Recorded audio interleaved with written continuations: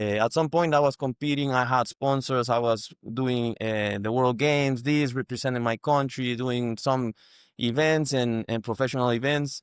And then I got injured. So in my knee, it wasn't that bad now that I look back, but it was an MCL, almost like level, like almost broke my ligament.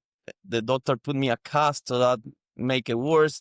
Put it like for a month and a half. So it took me a while to recover. So my dad find an opportunity for me to study hotel management, and I saw that all those answers and that I was looking for, that I was praying for, I saw that like as an answer. Okay, like wow, this just pops up. I'm looking for, and I end up in Argentina and to study. I thought that the ocean was pretty close, really bad ADHD. Know much about the maps. It was a big river.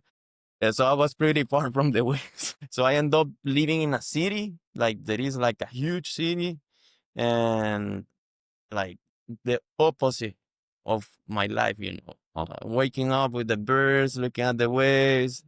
Now I'm in the city with buildings, like the cops did, like crazy chaos. So that gave me another side, like another perspective of life. Also appreciate even more the surfing and all that. But I also had the time to learn more about getting, like, recovering an injury, how to train when you're out of the water, how to get better. And I started using the surf skate, and I started training with different tools and keep training. So it gave me the time to learn more, and I became like a more complete surfer, and more knowledge to then became a coach. So my thesis, to make it short, my thesis in my university was Puro Surf. So I created Puro Surf in my thesis, and they said like, okay, make a project.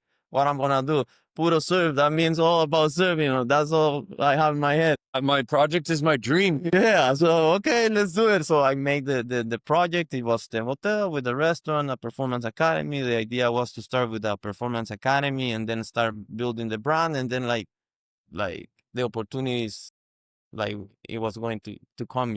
So that was my thesis. I graduated, came back to El Salvador, and I started Puro Surf Performance Academy in a different location. That was 13 years ago. And I started coaching like the Groms because I had the desire to do for the community. So it's like I make a group like training for free for the kids, and a program that I call Sharing Waves. And that's where Brian started coming to those training sessions, and other kids that also are part of the program, all the ones that are not. But I started doing that, the academy, and then with my parents, we were going to do this project in a different locations, in a smaller scale. But then I got hired from a friend that is one of my partners now, and he was already a surfer, so he wanted to get better. So I started coaching him, and then I started coaching another friend that now is my partner also. They wanted to learn how to surf.